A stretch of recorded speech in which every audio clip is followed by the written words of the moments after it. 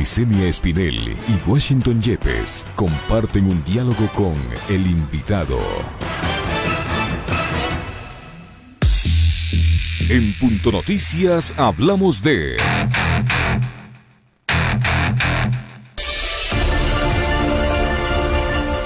El presidente Lenín Moreno envió a la Asamblea Nacional la objeción parcial al proyecto de ley de apoyo humanitario con 32 observaciones al documento aprobado por el Legislativo el pasado 15 de mayo. En un comunicado, la presidencia informa que la aprobación de la normativa se dio porque el Ejecutivo acogió varias observaciones planteadas por los asambleístas. Ahora, dice, en el veto parcial, el primer mandatario amplía y especifica varios de los beneficios de esta iniciativa. Con respecto a las reformas laborales, el presidente corrige la interpretación causal de fuerza mayor para asegurar que no exista abusos por parte de la empresa a la hora de desvincular personal. Sobre los acuerdos entre los empleadores y empleados, incluyen que la reducción de la remuneración no podrá ser menor al salario básico unificado, que está en $400, mientras que la reducción de la jornada laboral será hasta un máximo del 50%, que tendrá una duración de 1 año y podrá renovarse por 1 año una sola vez.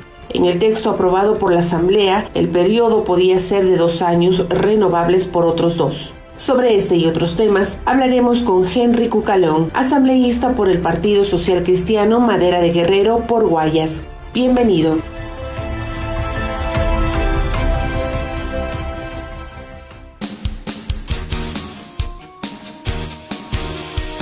Son las 8 minutos. Saludos a Henry Cucalón, asambleísta del Partido Social Cristiano. Una primera interrogante. Siempre se consideró a esta ley una ley de emergencia económica, pero primero, no se la presentó a tiempo. Segundo, hacemos un poco de historia. Segundo, se ha demorado muchísimo el presidente en analizarla y luego vetar en 32 artículos. Y tercero, hay 30 días más para que la Asamblea se pronuncie sobre este veto, se ratifique o acoja el planteamiento del veto. Es decir, ¿dónde está la emergencia y la urgencia económica? Y mientras tanto el país sigue sin una ley de emergencia económica para afrontar semejante situación que cada día se agrava más. Muy buenos días. Muy buenos días, un gusto compartir con ustedes. Un saludo a todos los que nos están siguiendo a nivel radial y a nivel de las redes sociales. Efectivamente, hay una contradicción, porque de ley económica tributaria, al final por la lucha del pueblo, que la Asamblea recogió y que el presidente retiró, ya no hubo tributos, lo cual es bueno, porque era inconcebible que en una crisis económica, con una economía enferma, la medicina haya sido meterle la mano al pueblo. Y en cuanto a la urgencia, se ve que ese articulado, que en algunos casos tenía cosas importantes y necesarias, terminó siendo una ensalada rusa, por así decir, porque se aprobaron cerca de 30 y pico artículos a la misma disposiciones transitorias, generales, reformatorias, y si usted ve, el veto es de 32 artículos, prácticamente la mitad de la ley, por así decir. Así que no se ve el sentido de la urgencia. Lo que siempre quisieron y la finalidad principal fue darle un zarpazo tributario, impuestero. Una vez que eso no pasó por el reclamo de los ciudadanos, no por ninguna voluntad del Ejecutivo, evidentemente la ley en su gran parte perdió la urgencia que tenía el gobierno, cuando lo que tenemos que ir es hacia el fondo de los problemas, muchos de los cuales pasan por la legislatura, sí, pero no todos. Muchísimos son de decisión, de actuación, de ejecución de un plan de gobierno, de decisiones que debe tomar un ejecutivo que obviamente las ha venido dilatando por ineficiencia, inoperancia, por carencia de argumentos, por lo que fuera, ya durante 3 años del gobierno. Pensar que una crisis económica solo se resuelve a través de artículos de la ley es como pensar que la felicidad y la prosperidad también solo vienen por el ánimo legislativo. Asambleísta Cucalón, buenos días. Le saluda Licenia Espinel. La ley ha sido observada en 32 artículos, como lo mencionamos al inicio. En esas condiciones, ¿usted cómo la califica? ¿Es una ley, ahora sí ya es una ley humanitaria o no es una ley humanitaria? ¿Y qué futuro tiene al interior de la Asamblea Nacional? ¿Cómo está la situación política en el interior del Parlamento? ¿Usted cree que se van a conseguir los votos suficientes para allanarse a este veto? ¿Qué va a pasar? ¿Cuál va a ser el futuro de esta normativa? Nunca me han gustado los membretes. Esta práctica que se tiene de etiquetar una ley para venderla comunicacionalmente, me dice humanitaria, que lo que tenía más era de temeraria, así como también a finales del año pasado dijeron ley de crecimiento económico, y en la época del correísmo también se puso ley de justicia laboral. Justicia laboral, yo voté en contra, valga la aclaración, hace algunos años. O sea, los membretes dejémoslo a un lado, vamos a lo puntual. Hay algunas cosas que se precisan, otras que no se tocan y otras que se empeoran. Le voy a poner lo positivo. No se ha tocado la parte que era un clamor popular de que tiene que haber decisiones a través de la Junta de Regulación de Política Económica y Monetaria a favor de los ciudadanos con relación a la banca. Y creo que hay que profundizarlas aún más. Es más, le estoy exigiendo al señor presidente de la Asamblea que suspendió el debate 2 veces, en octubre y en enero de este año. Es más, han pasado muchísimos meses para que la Asamblea pueda tratar la reforma a la ley monetaria y financiera que tiene que ver con el cobro indebido de servicios no financieros a través de la banca, que han sido denunciados por decenas de miles de ciudadanos que no saben por qué le meten la mano al bolsillo sin su consentimiento. O sea, hay que estar alerta. Eso que estaba en esta ley, mal llamada humanitaria, correcta, no ha sido vetado. Resalto entre las cosas positivas, porque yo no puedo caer en el todo o nada, nunca me ha gustado. Ustedes señalaban algunos aspectos laborales. Miren, en el aspecto de fondo conceptual sigue existiendo el espíritu regresivo de los derechos del trabajador. Eso está ahí.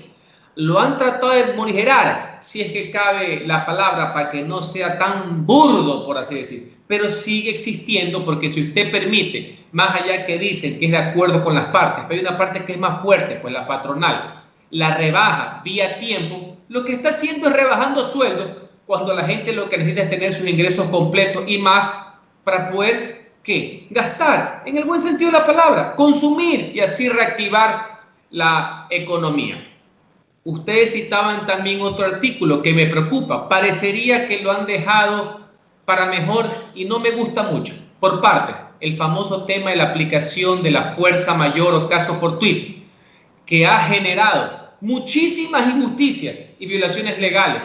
Porque una cosa es que por factores exógenos, ajenos a uno paralice su producción, paralice el trabajo, no pueda trabajar y evidentemente tenga que separar a los trabajadores en una liquidación, que no es lo mismo que el tema del despido intempestivo. Pero ustedes conocen los casos que han venido sucediendo, que algunas grandes empresas dicen, a fulano sí y a mengano no. Esta unidad de producción sí, pero la otra no. Y ahí se han aprovechado para sacar trabajadores que están a punto de acceder a la jubilación patronal, entre otros aspectos. Entonces, el Ejecutivo veta el artículo.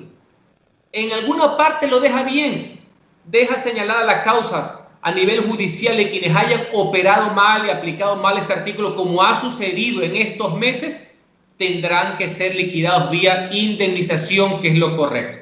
No me gusta mucho esa separación que hace entre unidad de producción de la actividad total, porque en mi criterio, así lo dice la doctrina, es la parálisis total de la actividad. No es que unos sí, unos no, eso se presta a la discrecionalidad y eso afecta a los trabajadores, afecta a la producción, afecta al empleo.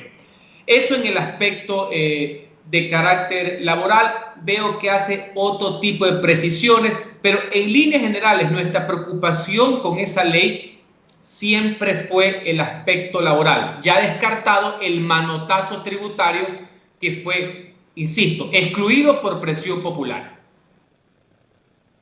Asambleísta, quiero pedirle que aclare y recuerde a la ciudadanía lo que contiene la ley respecto de la relación con la banca y acreedores, y también en el caso de las casas comerciales. ¿Por qué le hago este pedido? Porque evidentemente en este tiempo en que la ley estaba en análisis del Ejecutivo, los banqueros y los acreedores, poco más y les están saltando la yugular a la gente para que paguen sus deudas.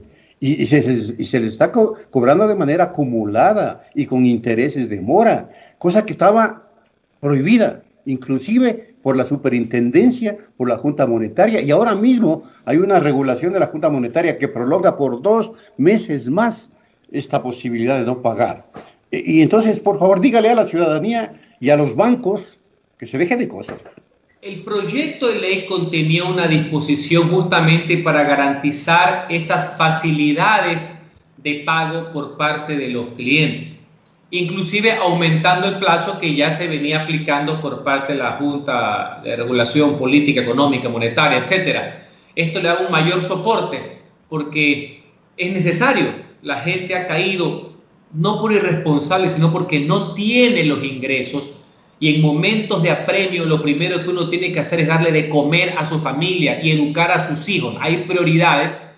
Obviamente, estas facilidades a nivel de la banca que tiene que comprender y ser sensible, como ha sucedido en todas partes del mundo. He visto inclusive en Portugal el ejemplo de la banca, que se han comprometido inclusive a ser solidarios. No va a ser que van a tener ganancias millonarias cuando la gente ha perdido absolutamente todo. Nadie está hablando de fregar a nadie.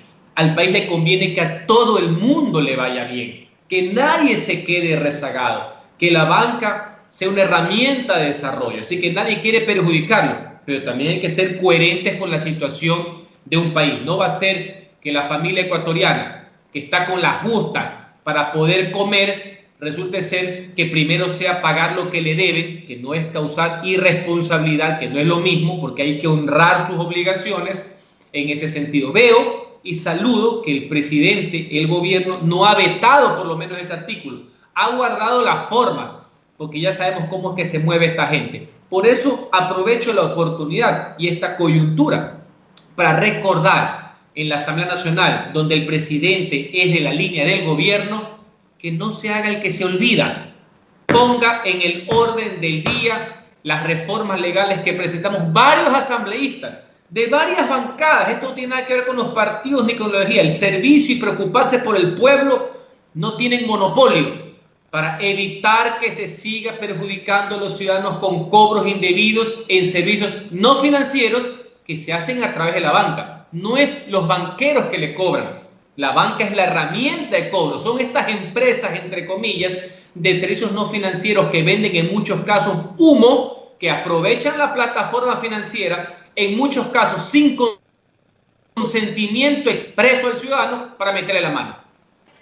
Asambleísta Cucalón, usted señala que el aspecto regresivo en el materia laboral de esta ley continúa, que eso no se ha topado. En ese sentido, ¿cuál va a ser la posición del Partido Social Cristiano respecto a este veto? Y si no existen los votos suficientes para llenarse el mismo, ¿qué le espera a esta normativa? ¿Cuál es el procedimiento? ¿Qué va a pasar con esta ley? Nuestra crítica fue justamente en la parte laboral porque se atentaba, pensando que es lo mejor, pensando que se tiene que dar una salida, porque en la práctica ustedes comprenderán que en el sector privado muchas personas han aceptado cambiar su situación laboral contractual con tal de no perder el empleo. El famoso dicho del ahogado del sombrero, pero en materia legal nunca puede regresión de derechos. Y esa disminución de horas, que por tanto significa disminución de ingresos, más allá que ahora el presidente está precisando, me parece bien que no puede estar por debajo del salario básico unificado, no creemos que sea dable. Nosotros tenemos una tesis de siempre, fue parte de nuestra propuesta de campaña en el 2007 y la seguimos sosteniendo como una muestra de coherencia. Si usted una nueva relación laboral afoja 0 kilómetros, a la persona que no tiene empleo, a un joven, alguien que recién sale del bachillerato, le dice que va a trabajar 20 horas, que por esas 20 horas le va a dar su proporcional de la seguridad social y de sus cargas, yo no le veo ningún problema. En una relación que va de 0 kilómetros, no sé si me explico, no el que ya tiene una relación establecida y vía convenio que a la larga lo están forzando a trabajar menos y por tanto a ganar menos. Entonces el concepto se mantiene, veo algunas precisiones, pero tal y como está nosotros no podríamos apoyar esa parte. Usted me pregunta cómo se votaría. Veamos cómo se lo va planteando. Recuerde que depende del ponente de la ley, en la comisión, si se lo va tratando, como la ley versa, puede ser por artículos, por capítulos, cómo va empaquetando el veto, tanto en los allanamientos, es decir, cuando se acepta la voluntad del Ejecutivo, como en las ratificaciones, cuando se insiste en el texto aprobado por la Asamblea Nacional. Cuando hay disensos, cuando hay diferencias y se sostienen, muchas veces he visto en estas dos legislaturas que se separan los artículos para votarlos individualmente, porque, reitero, hay otros temas que pudieran ser apoyados, como fue nuestra intención también en la mal llamada ley humanitaria, pero como lo hicieron en un solo tongo, un solo golpe, me explico, para nosotros era muy difícil, estando de acuerdo en algunos aspectos, pero teniendo este aspecto laboral con serias divergencias, haber votado el sí por el sí. El tema del teletrabajo es otro aspecto que me parece que no está abordado de la manera correcta. Y le pregunto, asambleísta, según la objeción del presidente, la desconexión del teletrabajo, dice, no deberá ser de al menos 12 horas consecutivas. La jornada laboral establecida en el Código del Trabajo, en la ley, es de 8 horas. No tienen por qué obligarle de al menos trabajar 12 horas. Y dos, no se ha tomado en cuenta de que el trabajador ahora usa su internet, su teléfono, su casa, su todo. Y no está considerado en esa legislación este aspecto fundamental. Y ahora, inclusive, las amas de casa, permítame este comentario, resultan ser un poco menos que esclavas, porque hacen tareas del hogar, atención de las tareas escolares de sus hijos, el trabajo que les corresponde por mínimo de 12 horas. ¿Se imagina semejante explotación? ¿Quién regula esto? Mire, nosotros siempre, no solamente por la tragedia producto de la pandemia que vivimos, en que se ha puesto mayor énfasis en el teletrabajo, nosotros siempre lo apoyamos. Parte de nuestras reformas laborales que presentamos como partido, como alianza en la Asamblea Nacional, iban en la línea de fortalecerlo.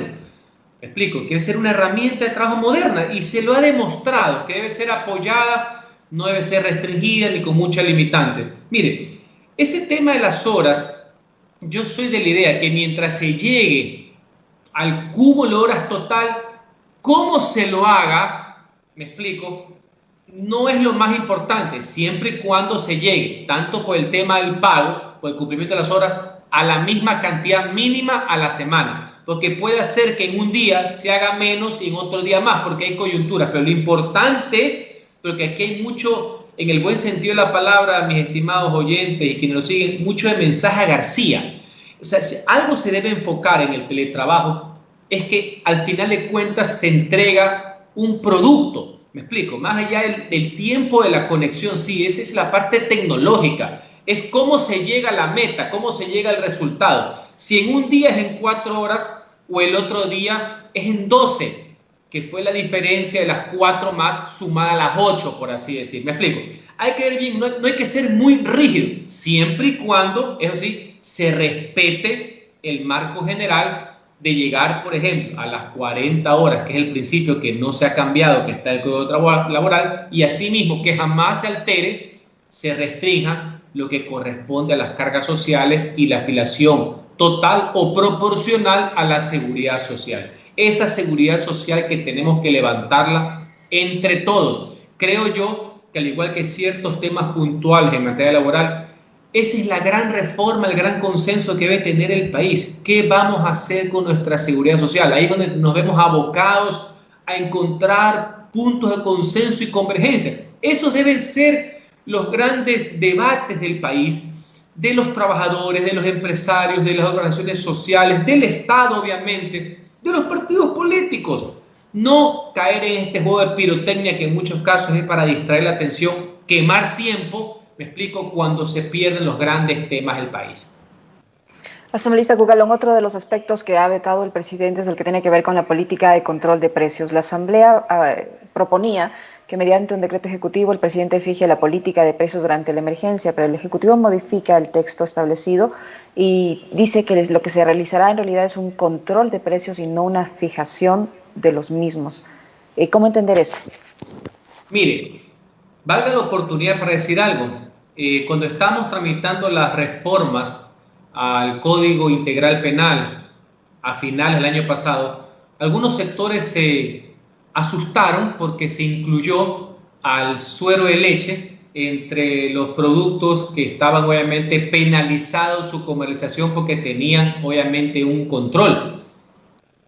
Ahí la gente se enteró que el Código Penal sanciona este tipo de cosas. Al final de cuentas se separó el ítem del producto, pero sirvió el debate para enterarse que todavía existe este tipo de medidas de sanción penal inclusive en cierto tipo de productos.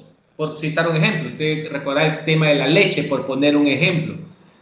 Me río a sí mismo porque mucha gente en este choque de visiones económicas hablaban, no, que los gobiernos liberales, neoliberales, no sé qué. Como anécdota, el señor Jaime Nebot se hizo famoso en la década de los 80 por meter preso a la gente por subir el precio de las cosas. Qué raro ese liberalismo donde había control de precios de todo. Si Nebot se hizo famoso por algo, fue por meter preso al especulador. ¿Me explico? Por la leche, por el pan, por citar un ejemplo. Ese era lo que por ahí veo que los estatistas hablaban de la neoliberalización de la economía. Aquí nunca ha habido liberalización de precios en sí. ¿Cuál es el espíritu de la norma? Emergencia, no emergencia, que en productos de primera necesidad, evidentemente no puede ser caldo de cultivo la especulación para que no se afecte el bolsillo popular, sin llegar, obviamente, al extremo, me explico, de una fijación del precio, porque la fijación como tal, como política económica que no responde a una oferta a la demanda, sin llegar al delito o a la especulación, evidentemente está comprobado en el mundo que es un fracaso. La preocupación es válida, el artículo es válido. De hecho, en todas partes del Ecuador, los intendentes de policía con los gobernadores van a los mercados, controlan que el peso es el adecuado y obviamente ahora van a tener que hacerlo con mayor prolijidad porque la gente no tiene plata, la gente no tiene recursos. Ahorita hay que privilegiar, reitero, lo básico. Vamos a regresar a lo básico: comer, es decir, alimentarse, sanarse y educarse. Y obviamente no hay campo para la especulación, para el intermediario, etcétera. Medidas que se han adoptado por el tema de la medicina prepagada asambleísta, que es otro tema de preocupación ciudadana, porque ahí hay gente que se atrasó por esas circunstancias y no le atienden. Ese tema lo saludo, estuvo en el proyecto original, está muy bien, no hay ningún cambio de fondo, eso es digno de ser apoyado. Y gracias por tocar ese tema, porque me da la oportunidad de señalar algo. En mi primera legislatura presenté un proyecto de reforma legal que lo logré incluir en un artículo. Pese a las adversidades, hubo coincidencias. Usted sabe que en esos contratos de medicina prepagada, a la persona que cumplía 65 años lo trataban como un delito. Le quitaban los contratos o los obligaban a renegociar por la infracción de ser adulto mayor. Imagínense, qué mayor discriminación a la Constitución, el sentido común. Así que yo siempre me he preocupado por ese tema, eso se puso en la respectiva ley. Y ahora me parece adecuado, digno de relevar, que producto de esto no puede haber cambio alguno o cesación en este contrato de medicina prepagada, que muchísimos ecuatorianos lo tienen, obviamente por las condiciones económicas que existieron en el país. Ese es uno de los aspectos rescatables que tiene la ley. Asambleísta Cucalón, el veto también está relacionado con los vuelos internacionales a Galápagos. ¿Difiere mucho de la propuesta inicial de la Asamblea? Bueno, el tema de que se puedan volar a Galápagos directamente, todo el mundo lo conoce, fue producto de una presión de un legislador para que incluyan este artículo, me explicó, para poder votar. Lo veo porque así está en la prensa, ya es público y notorio. Mire, el problema no es aeronáutico per se. He leído, porque usted comprenderá que yo no soy especialista en aviones, sí me llamó la atención la inclusión del artículo. Es obviamente porque tiene que ver con el estatus especial que tiene Galápagos, por la preservación del medio ambiente. No es porque no se pueda fomentar el turismo, sino que Galápagos no puede recibir cierto tipo de aviones muy grandes por el tema de la densidad poblacional, por el tema del combustible, o sea, por lo que hay que garantizar. O sea, hay una razón de ser, no porque no se quiera recibir más flujo de turistas, que es lo que viven nuestros hermanos de Galápagos, en una zona ahorita que está bastante deprimida al no haber turismo. El veto lo precisa de esta parte abierta que se ponía a una serie de requisitos, una serie de coyunturas, no lo niega, pero por una serie de pasos y condiciones que me parecen hasta cierto punto lógicas, porque reitero, no es por perjudicar a la región insular. Todos queremos que se levante, sabemos que están viviendo momentos difíciles, pero tal y como estaba planteado el artículo, sin análisis alguno, solo porque se lo insertó por una coyuntura política de votos, de feria de votos en el último momento, no puede afectar, reitero, el tema del ecosistema, que es lo que todos tenemos que proteger y salvaguardar. Asambleísta Cucalón, una última inquietud en cuanto al tema de educación. El presidente en su veto establece que se dará paso al descuento del 25% de las pensiones en el sistema educativo y que se espera que se llegue a un acuerdo si el padre de familia no puede pagar esas pensiones hasta por 6 meses. Caso contrario, dice, se garantizará un cupo en el sistema de educación pública. ¿Eso cómo entenderlo? Mire, el objetivo siempre fue loable, entender que una crisis económica, un factor social como es la educación, que no es un privilegio, que es un derecho, que debe ser de acceso para todos, que garantice la igualdad de oportunidades, no se vea afectada. Esa preocupación que yo creo que siempre debe darse de mutuo acuerdo, de entender en los colegios privados a lo mejor cierta flexibilidad de pago. ¿Me explico? Y sé que muchos lo hicieron. Bajaron la matrícula y a lo mejor la pensión no, pero sí con facilidades de pago. ¿Por qué? Porque ellos también tienen que pagar su recurso humano, que es el más valioso. Más que la infraestructura, que miran que no se utiliza porque están por los medios telemáticos. ¿Cuál es el factor más importante de la educación? El humano, pues. Los profesores. Porque también el no pagar nada o bajar absolutamente todo, ¿a quién iba a perjudicar? Al empleo, pues. A los profesores. A esa actividad tan sagrada, pública o privada, que es enseñar a los demás, como es el caso de un profesor o el caso de un maestro. Ahora bien, como no se puede ser absoluto y tampoco se puede decir que no se pague o que la rebaja sea inconmensurable, si la realidad de la persona es que evidentemente no puede pagar, lo menos que puede hacer el Estado es garantizar su espacio en la educación pública, que debe ser de excelente calidad. Y por eso, otra vez más, aprovecho esta oportunidad para decir algo. Veo que el día de ayer una noticia justa y positiva para el país. Un juez obliga al Ministerio de Finanzas a que dé los recursos y que no se suspende el bachillerato internacional en los colegios públicos. Por Dios, ¿cómo se le ocurría al gobierno y a este ministro de Finanzas indolente castigar quitando los recursos a los que menos tienen?